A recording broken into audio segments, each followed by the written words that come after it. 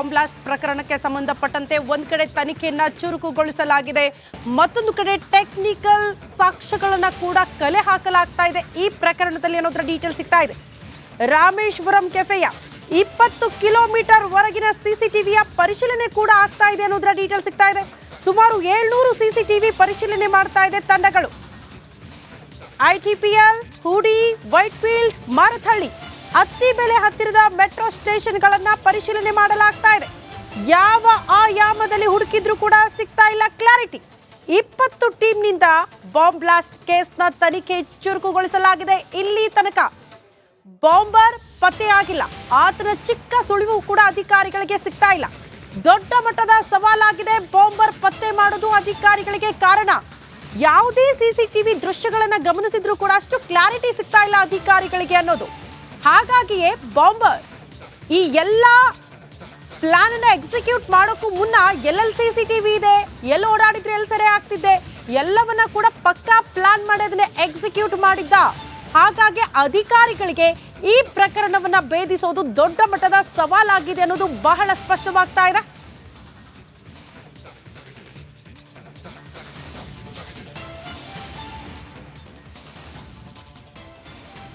Bomber ಪತ್ತೆಗೆ ಒಂದ್ ಕಡೆ ಟೆಕ್ನಿಕಲ್ ಸಾಕ್ಷ್ಯವನ್ನ ಕಲೆ ಹಾಕ್ತಿದ್ದಾರೆ ಪೊಲೀಸರು. ಬಟ್ ಇಲ್ಲಿ ತನಕ ಬಾಂಬರ್ನ ಪತ್ತೆ ಮಾತ್ರ ಆಗ್ತಾ ಇಲ್ಲ, ಚಿಕ್ಕ ಸುಳಿವು ಕೂಡ ಸಿಕ್ಕಿಲ್ಲ ಅನ್ನುವಂತಹ ವಿಚಾರ. ಸುಮಾರು 700 ಸಿಸಿಟಿವಿಯ ಪರಿಶೀಲನೆಯನ್ನ ಮಾಡ್ತಾ ಇರೋದು ಅಧಿಕಾರಿಗಳು.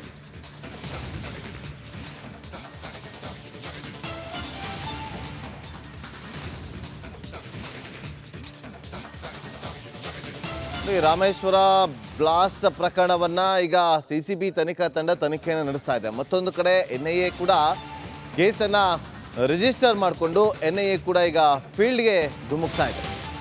ಪ್ರಕರಣ ದಾಖಲಿಸಿಕೊಂಡಿರುವಂಥ NIA ಅಧಿಕಾರಿಗಳು ಇನ್ನೆರಡು ದಿನಗಳಲ್ಲಿ ಅಧಿಕೃತವಾಗಿ ತನಿಖೆಯನ್ನು ಶುರು ಮಾಡ್ತಾರೆ. ನೋಡಿ, ಬ್ಲಾಸ್ಟ್ ಆದಂಥ ದಿನ ವಿಚಾರ ಗೊತ್ತಾಗ್ತಾ ಇದ್ದಂತೆ ಅಲ್ಲಿಂದನೇ ಆಕ್ಟಿವ್ ಆಗಿರುವಂಥ NIA ಅಧಿಕಾರಿಗಳ ತಂಡ ಮಾಹಿತಿಗಳನ್ನು, ಇನ್ಫಾರ್ಮೇಷನ್ಗಳನ್ನು ಕಲೆ ಹಾಕ್ತಾ ಇರುತ್ತೆ. ಘಟನೆಯ ದಿನವೇ ಕೆಲ NIA ತಂಡ ಅಲ್ಲಿ ಹಾಜರಿದ್ದನ್ನು ನಾವು ಕೂಡ ಗಮನಿಸಿದ್ವಿ. ಸೊ ಅಲ್ಲಿ ಏನಾಗಿದೆ, ಯಾವ ರೀತಿಯಾಗಿ ಘಟನೆ ಆಗಿದೆ, ಸೊ ಇದೆಲ್ಲವನ್ನು ಕೂಡ ಅಂದರೆ ಪ್ರಾಥಮಿಕ ಹಂತದ ಮಾಹಿತಿಗಳನ್ನು ಏನೆಲ್ಲ ಸಂಗ್ರಹ ಮಾಡಬೇಕು ಅದೆಲ್ಲ ಮಾಹಿತಿಗಳನ್ನು ಕೂಡ ಸಂಗ್ರಹ ಮಾಡಿದೆ. ಮತ್ತಷ್ಟು ಮಾಹಿತಿಯನ್ನು ಕೊಡೋದಕ್ಕೆ ನಮ್ಮ ಕ್ರೈಮ್ ರಿಪೋರ್ಟರ್ ಮಾದೇಶ್ ಸ್ಥಳದಿಂದಲೇ ಲೈವ್ನಲ್ಲಿ ಜಾಯ್ನ್ ಆಗಿದ್ದಾರೆ. ಮಾದೇಶ್, ಈಗ ತನಿಖೆ ಯಾವ ಹಂತದಲ್ಲಿದೆ, ತನಿಖೆ ಹೇಗೆ ಸಾಗ್ತಾ ಇದೆ, ಜೊತೆಗೆ NIA ಕೂಡ ಇನ್ನೆರಡು ದಿನದಲ್ಲಿ ಅಫಿಷಿಯಲ್ ಆಗಿ ತನಿಖೆಯನ್ನು ಆರಂಭ ಮಾಡಿದೆ. ಓವರ್ ಆಲ್ ಆಗಿ ಮಾಹಿತಿ ಕೊಡೋದಾದ್ರೆ ಮಾದೇಶ್. ನಾಗೇಂದ್ರ ಬಾಬು, ರಾಮೇಶ್ವರಂ ಕೆಫೆಯಲ್ಲಿ ಅಂದರೆ ವೈಟ್ಫೀಲ್ಡ್ ಬಳಿ ಇರುವಂತಹ ರಾಮೇಶ್ವರಂ ಕೆಫೆಯಲ್ಲಿ ಈ ಒಂದು ಪ್ರಕರಣ ಆಗಿ 4 ದಿನ ಆಯಿತು.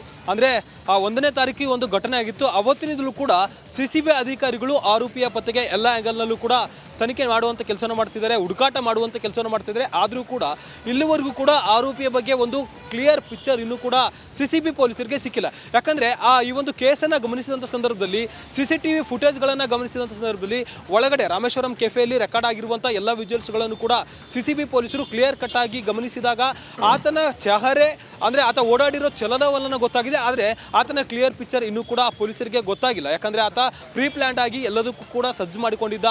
ಎಲ್ಲೂ ಕೂಡ ಮುಖ ಕಾಣದ ಹಾಗೆ, ಅಂದರೆ ಕಂಪ್ಲೀಟ್ ಆಗಿ ಮುಖ ಕಾಣದ ಹಾಗೆ ಕ್ಯಾಪ್ ಹಾಕ್ಕೊಂಡು ಮತ್ತು ಮಾಸ್ಕ್ ಹಾಕ್ಕೊಂಡು ಎಲ್ಲವನ್ನು ಕೂಡ ಓಡಾಡಿದ್ದಾನೆ.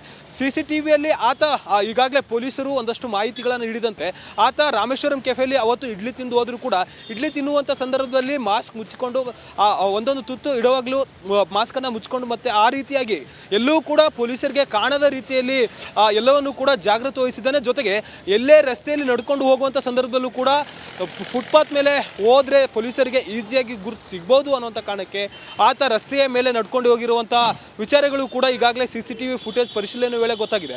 ಹೀಗಾಗಿ ಆತನ ಟ್ರಾವೆಲ್ ಹಿಸ್ಟ್ರಿಯನ್ನು ಕಂಡುಹಿಡಿಯೋದು ಕೂಡ ಇಲ್ಲಿ ಪೊಲೀಸರಿಗೆ ದೊಡ್ಡ ಚಾಲೆಂಜ್ ಆಗಿದೆ. ಒಂದು ಕಡೆ ಬಸ್ಸನ್ನು ಯೂಸ್ ಮಾಡಿದ್ದಾನೆ, ಮತ್ತೊಂದು ಕಡೆ ಬೇರೆ ಬೇರೆ ಟ್ರಾವೆಲ್ಗಳನ್ನು ಈತ ಯೂಸ್ ಮಾಡಿದ್ದಾನೆ ಇಲ್ಲ ಅನ್ನೋದು ಕೂಡ ಪೊಲೀಸರು ಕಂಡುಹಿಡಿಯುವಂಥ ಕೆಲಸವನ್ನು ಮಾಡಲಾಗ್ತಿದೆ. ಒಟ್ಟು ಈ ಒಂದು ರಾಮೇಶ್ವರಂ ಕೆಫೆ ಸುತ್ತಮುತ್ತಲಿರುವಂಥ ಸುಮಾರು 20 ಕಿಲೋಮೀಟರ್ ಸರೌಂಡಿಂಗ್ನಲ್ಲಿ ಸುತ್ತಲೂ ಕೂಡ ಯಾವೆಲ್ಲ ಏರಿಯಾಗಳು ಬರುತ್ತೆ ಅಲ್ಲಿರುವಂಥ ಬಸ್ ಸ್ಟ್ಯಾಂಡ್ಗಳಾಗಿರ್ಬೋದು, ಮತ್ತು ಮೆಟ್ರೋ ಸ್ಟೇಷನ್ ಆಗಿರ್ಬೋದು, ರೈಲ್ವೆ ಸ್ಟೇಷನ್ ಆಗಿರ್ಬೋದು, ಈ ಎಲ್ಲ ಕಡೆಯೂ ಕೂಡ ಪೊಲೀಸರು ತನಿಖೆಯನ್ನು ನಡೆಸುವಂಥ ಕೆಲಸನ ಮಾಡುತ್ತಿದ್ದಾರೆ. CCTV ಸುಮಾರು 1600ಕ್ಕೂ ಹೆಚ್ಚು CCTVಗಳನ್ನು ಪರಿಶೀಲನೆ ಮಾಡುವಂಥ ಕೆಲಸಕ್ಕೆ ಮುಂದಾಗಿದ್ದಾರೆ. ಒಟ್ಟು 20 ಟೀಮ್ನಿಂದ ತನಿಖೆ ನಡೀತಿದೆ. 3 ರಾಜ್ಯಗಳಲ್ಲಿ ಕರ್ನಾಟಕ, ತಮಿಳುನಾಡು ಮತ್ತು ಕೇರಳದಲ್ಲಿ ಈ 3 ರಾಜ್ಯಗಳಲ್ಲೂ ಕೂಡ CCB ತಂಡ ಬೀಡುಬಿಟ್ಟು ಆರೋಪಿಯ ಪತ್ತೆಗಾಗಿ ಹುಡುಕಾಟವನ್ನು ನಡೆಸುವಂಥ ಕೆಲಸವನ್ನು ಮಾಡ್ತಿದೆ. 2-3 ತಂಡಗಳು ಒಂದೊಂದು ಕೆಲಸದಲ್ಲಿ ಪ್ರಕ್ರಿಯೆಯಲ್ಲಿ ಭಾಗಿಯಾಗಿದೆ. ಒಂದು ತಂಡ ನಿನ್ನೆ ಕೂಡ ಪೊಲೀಸರು CCB ಪೊಲೀಸರ ತಂಡ ಅಂದರೆ ತನಿಖಾಧಿಕಾರಿ ನವೀನ್ ಕುಲಕರ್ಣಿ ಅವರ ನೇತೃತ್ವದ ತಂಡ ಇಲ್ಲಿ ಸ್ಪಾಟ್ ವಿಸಿಟ್ ಮಾಡುವಂಥ ಕೆಲಸವನ್ನು ಮಾಡಲಾಗಿತ್ತು. ಈಗಾಗಲೇ ಆತ ವುಲ್ಫ್ ಅಂದರೆ ಸಿಂಗಲ್ ವುಲ್ಫ್ ಟೆರರಿಸಮ್ ಸ್ಟೈಲ್ನಲ್ಲಿ ಈ ಒಂದು ಕೃತ್ಯ ಎಸಗಿರ್ಬೋದು ಅಂತೇಳಿ ಈಗಾಗಲೇ ಅಂದಾಜಿಸಲಾಗಿದೆ.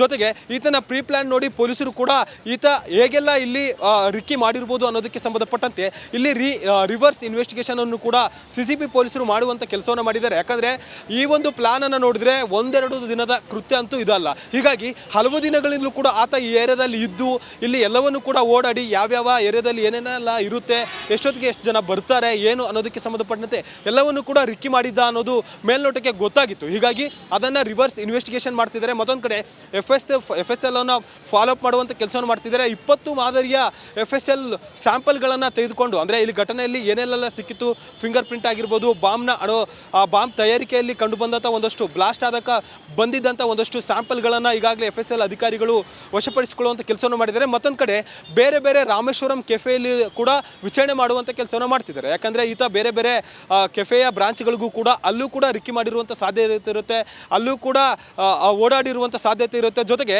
ರಾಜಾಜಿನಗರ ಬ್ರಾಂಚ್ನಲ್ಲಿ 1.5 ತಿಂಗಳ ಹಿಂದೆ ಎಕ್ಸಾಕ್ಟ್ಲಿ ಅಲ್ಲೂ ಕೂಡ ಒಂದು ಅನುಮಾನಾಸ್ಪದವಾದಂಥ ಬ್ಯಾಗ್ ಕೂಡ ಪತ್ತೆಯಾಗಿರುತ್ತೆ. ಹೀಗಾಗಿ ಬೇರೆ ಬೇರೆ ಬ್ರಾಂಚ್ಗಳಲ್ಲೂ ಮತ್ತು ತಮಿಳುನಾಡಿನಲ್ಲಿರುವಂಥ ಮುಖ್ಯ ಬ್ರಾಂಚ್ನಲ್ಲೂ ಕೂಡ ಅಂದರೆ ಮೇನ್ ಬ್ರಾಂಚ್ನಲ್ಲೂ ಕೂಡ ಇದಕ್ಕೆ ಸಂಬಂಧಪಟ್ಟಂತೆ ಒಂದು ತಂಡ ತನಿಖೆ ನಡೆಸುವಂಥ ಕೆಲಸವನ್ನು ಮಾಡ್ತಿದ್ದಾರೆ. ಒಟ್ಟಾರೆಯಾಗಿ ಇಷ್ಟೆಲ್ಲ ಪೊಲೀಸರು ತನಿಖೆ ಮಾಡ್ತಿದ್ರು ಕೂಡ 4 ದಿನಗಳಿಂದಲೂ ಕೂಡ ಸತತವಾಗಿ CCB ಪೊಲೀಸರ ಟೀಮ್ ತನಿಖೆ ನಡೆಸ್ತದೆ. ಆದರೂ ಕೂಡ ಇನ್ನೂ ಕೂಡ ಆರೋಪಿಯ ಬಗ್ಗೆ ಕ್ಲಿಯರ್ ಪಿಕ್ಚರ್ ಗೊತ್ತಿಲ್ಲ. ಸದ್ಯ ತನಿಖೆ ಮುಂದುವರಿದಿದೆ. Nagendra Babu. Okay, thank you Madesh ನಿಮ್ಮೆಲ್ಲ ಮಾಹಿತಿಗಾಗಿ.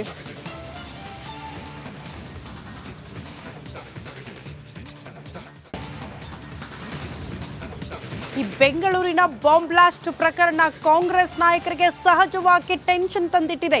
ಕಾರಣ ಲೋಕಸಭಾ ಚುನಾವಣಾ ಹೊಸ್ತಿಲಲ್ಲಿ ಕಾಂಗ್ರೆಸ್ ಪಕ್ಷಕ್ಕೆ ದೊಡ್ಡ ಮಟ್ಟದ ಇರಿಸು ಮುರುಸು ಉಂಟಾಗಿದೆ ಈ ಪ್ರಕರಣದಿಂದ. ಇನ್ನೇನು ಲೋಕಸಭಾ ಬೆನ್ನಲ್ಲೇ ಟಿಕೆಟ್ ಘೋಷಣೆಯ ಸಿದ್ಧತೆಯಲ್ಲಿರುವ ಕೈಪಡೆಗೆ ಈ ಪ್ರಕರಣ ದೊಡ್ಡ ಮಟ್ಟದ ಹಿನ್ನಡೆಯಾಗಿದೆ. ಬೆಂಗಳೂರು ಸ್ಫೋಟದಿಂದ ಸರ್ಕಾರಕ್ಕೆ ತೀವ್ರ ಮುಜುಗರ, ಪಾಕ್ ಪರ ಘೋಷಣೆಯಿಂದಲೂ ಕೂಡ ಇರಿಸು ಮುರಿಸು ಉಂಟಾಗಿದೆ. ಹೀಗಾಗಿ ಕಾಂಗ್ರೆಸ್ ಟಿಕೆಟ್ ಹಂಚಿಕೆ ಮತ್ತಷ್ಟು ತಡ ಆಗೋ ಸಾಧ್ಯತೆ ಇದೆ ಅಂತ ಹೇಳಲಾಗ್ತಾ ಇದೆ. ಸಹಜವಾಗಿ ಆಡಳಿತ ಪಕ್ಷಕ್ಕೆ ಇದು ದೊಡ್ಡ ಮಟ್ಟದ ತಲೆನೋವು. ಕಾರಣ ಇರಿಸು ಮುರಿಸು ಒಂದ್ ಕಡೆ ಶಕ್ತಿ ಸೌಧ ವಿಧಾನಸೌಧದಲ್ಲೇ ನಿಂತ್ಕೊಂಡು ಪಾಕಿಸ್ತಾನ ಪರವಾಗಿ ಘೋಷಣೆ ಕೂಗ್ಲಾಯ್ತು. ಇದು ಕೂಡ ದೊಡ್ಡ ಮಟ್ಟದ ಟೆನ್ಷನ್ ಆಗಿತ್ತು ಕಾಂಗ್ರೆಸ್ ನಾಯಕರಿಗೆ. ಚುನಾವಣಾ ಹೊಸ್ತಿಲಲ್ಲಿ ದೊಡ್ಡ ಮಟ್ಟದ ಡ್ಯಾಮೇಜ್ ಅಪ್ಪ ಕಾಂಗ್ರೆಸ್ ನಾಯಕರಿಗೆ ಅಂತ.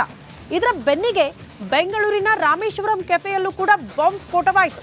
ಈ ಪ್ರಕರಣವೂ ಕೂಡ ದೊಡ್ಡ ಮಟ್ಟದ ತಲೆನೋವಾಗಿದೆ ಕಾಂಗ್ರೆಸ್ ನಾಯಕರಿಗೆ. ಇನ್ನೇನು ಲೋಕಸಭೆ ಚುನಾವಣಾ ಹೊಸ್ತಿಲಲ್ಲಿ ಟಿಕೆಟ್ ಅನೌನ್ಸ್ ಮಾಡಬೇಕು, ಪ್ರಚಾರಗಳ ಆರಂಭ ಆಗಬೇಕು. ಈ ನಿಟ್ಟಿನಲ್ಲೇ 2 ಪ್ರಕರಣ ದೊಡ್ಡ ಮಟ್ಟದ ಡ್ಯಾಮೇಜ್ ಆಗಿದೆ ಪಕ್ಷಕ್ಕೆ ಅನ್ನೋದು ಕಾಂಗ್ರೆಸ್ ನಾಯಕರ ಇರಿಸು ಮುರುಸಿಗೆ ಕಾರಣವಾಗಿದೆ.